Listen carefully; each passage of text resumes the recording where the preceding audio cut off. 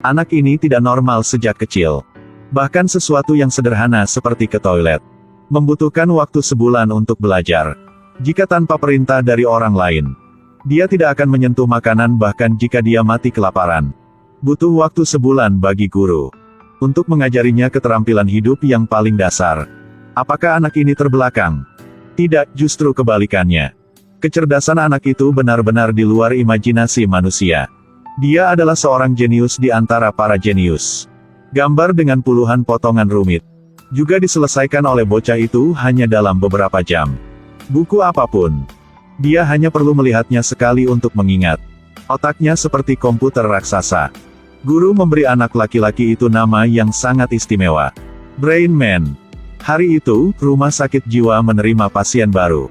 Tanpa emosi atau ekspresi, dokter menanyakan apa saja, dia menjawabnya dengan cepat dan tegas, seperti mesin yang ditutupi kulit manusia. Dokter melakukan CT scan otaknya. Semuanya normal. Tidak ada masalah sama sekali. Tetapi Wasia dengan cepat menemukan sesuatu yang tidak biasa. Suzuki bangun setiap hari atau pergi ke toilet juga pada waktu yang sama. Tidak salah 1 menit atau 1 detik pun. Yang lebih aneh adalah dia tidak merasakan sakit. Tidak merasakan sakit sama sekali. Wasia gunakan peralatan paling canggih untuk terus mengujinya. Kali ini dia memutuskan untuk mengajukan pertanyaan yang menyinggung mental. Setelah dia mendengar pertanyaan Wasia, perasaan Suzuki berubah. Tetapi dokter melihat lagi dan merasa ada sesuatu yang salah. Dia selalu menunggu Wasia selesai mengajukan pertanyaan. Dia baru mulai goyah dalam emosinya. Apalagi semuanya terlihat seperti disalin. Tampilan grafiknya persis sama. Ini sama sekali bukan reaksi orang normal. Tes berakhir, Wasia sampai pada kesimpulan. Suzuki adalah orang yang mengalami gangguan mental. Tidak ada yang menarik untuknya. Polisi yang menerima kesimpulan ini sangat marah. Suzuki adalah pembunuh cabul. Ledakan bas belum lama ini disebabkan olehnya. Polisi-polisi mengerahkan pasukan pencarian skala besar. Sangat sulit untuk menangkapnya. Tetapi siapa yang tahu pada hari interogasi, dia tiba-tiba pingsankan petugas pengintai. Dan kemudian langsung mencungkil mata tahanan. Seperti orang gila. Untuk menilai kesehatan mentalnya, polisi harus membawanya ke tempat, tetapi siapa yang mengira mereka akan mendapatkan hasil ini pada akhirnya? Tetapi siapa yang mengira mereka mendapatkan hasil ini pada akhirnya? Karena penasaran, Wasia memutuskan untuk menyelidiki masa lalu Suzuki. Dia pergi ke kampung halamannya, menemukan dokter perawatan primer sebelumnya. Dan akhirnya menemukan rahasia di belakang tindakannya. Dari informasi dokter tua itu, Wasia mengetahui bahwa julukannya Brain Man.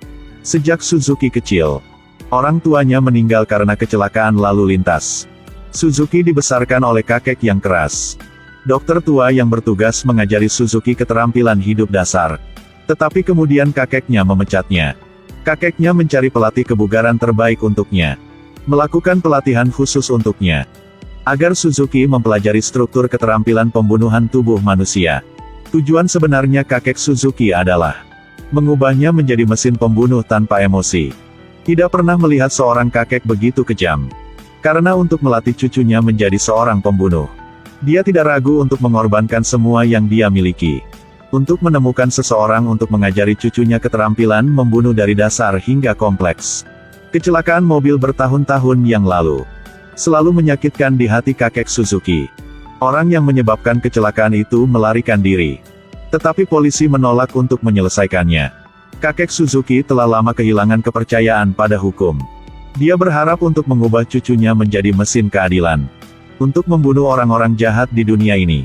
Akhirnya malam itu keinginannya terkabul. Seorang pencuri menyelinap masuk ke dalam rumah. Menikam kakeknya dan melukainya. Kemudian membakar rumah. Kakek Suzuki menggunakan sedikit kekuatan yang tersisa untuk memberinya satu perintah terakhir dan penting. Membunuh orang jahat. Di bawah perintah kakeknya, Suzuki menggunakan tangannya untuk mematahkan leher pencuri.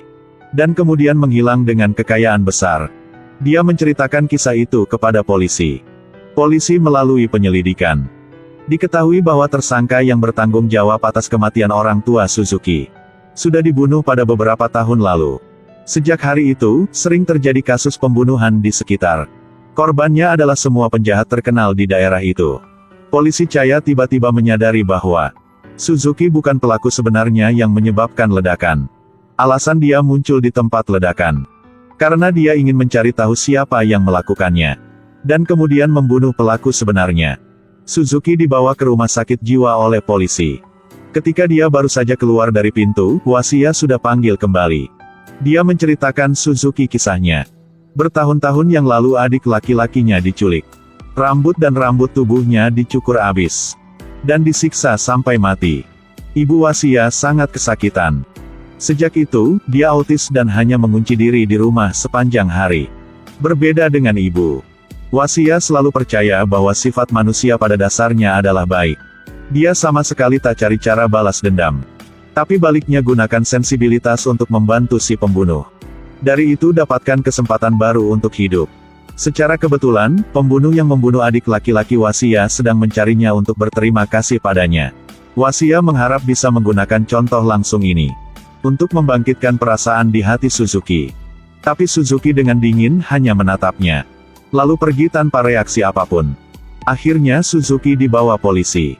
Di jalan balik kantor polisi, dua gadis yang mengendarai motor tiba-tiba menghentikan mobil polisi.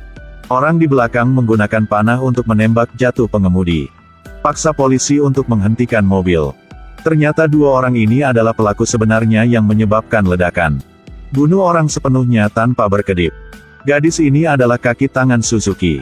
Tapi hal yang berbeda antaranya adalah memerintahkan yang gadis ini dilatih dan diinstruksikan adalah membunuh semua orang yang menghalangi jalannya.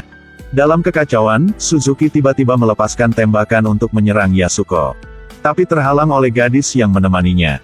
Sebelum mati, dia gunakan semua kekuatannya untuk menekan tombol kontrol bom. Bantu Yasuko memperpanjang waktu untuk melarikan diri dari polisi. Nunggu sampai Chaya bangun dari tanah. Suzuki telah hilang. Apalagi, semua ini baru permulaan. Yasuko ke rumah sakit jiwa untuk menangkap Wasia. Kemudian mengikat banyak bahan peledak ke tubuhnya.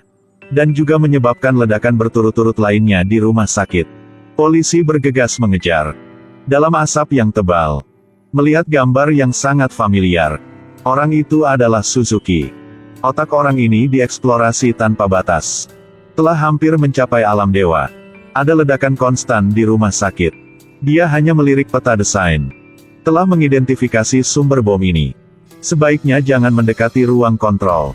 Tapi polisi tidak percaya pada katanya. Mereka dengan cepat menarik satu sama lain ke ruang kontrol. Tapi detik selanjutnya, kata Suzuki telah menjadi nyata. Yasuko menelepon polisi untuk mengancam polisi Chaya. Atau membunuh Suzuki. Atau melihat bawahan ditembak hingga hancur. Chaya terguncang oleh ancaman Yasuko. Tidak ingin membuat Chaya canggung. Bawahannya sengaja jatuh. Membuat bom di tubuhnya meledak. Kematian bawahan benar-benar menghasut Chaya. Pada saat yang sama sekelompok polisi ingin menangkap Yasuko. Tapi ruang yang mereka masuk telah penuh dengan bahan peledak. Berdasarkan penginderaan otak, Suzuki menyeret kaki yang terluka ke tempat parkir bawah tanah. Lampu mobil tidak jauh darinya tiba-tiba menyala. Yasuko telah nunggu di sini dari awal. Dia mulai pedal akselerator. Membuat Suzuki menabrak mobil dan terbang jauh. Lihat Suzuki masih bisa berdiri. Yasuko senyum gila. Terus melaju mobil ke arahnya. Pada momen yang bahaya, Wasia tiba-tiba tarik rem tangan dengan kuat. Menatap Yasuko dengan mata dingin. Suzuki mendobrak pintu mobil.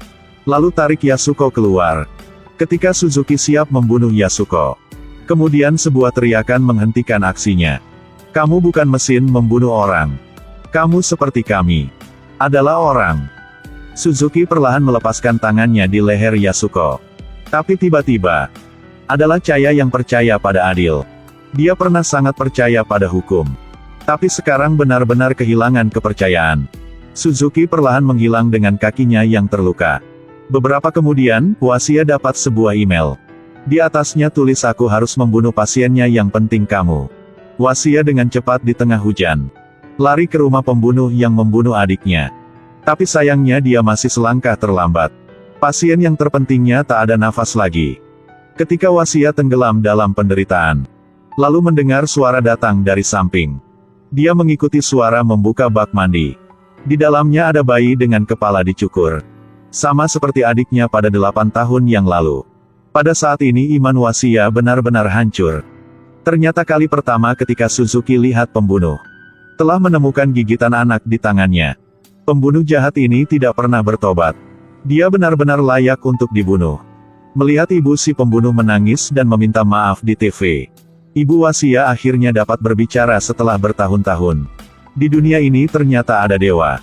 Mungkin di dunia ini ada orang yang sama sekali tidak bisa mengubah sifat kejamnya. Benar-benar tidak layak untuk pengampunan masyarakat. Sedangkan tentang Suzuki, dia memutuskan untuk terus menjalankan instruksi kakeknya. Menghukum orang jahat. Selamatkan masyarakat yang kacau ini.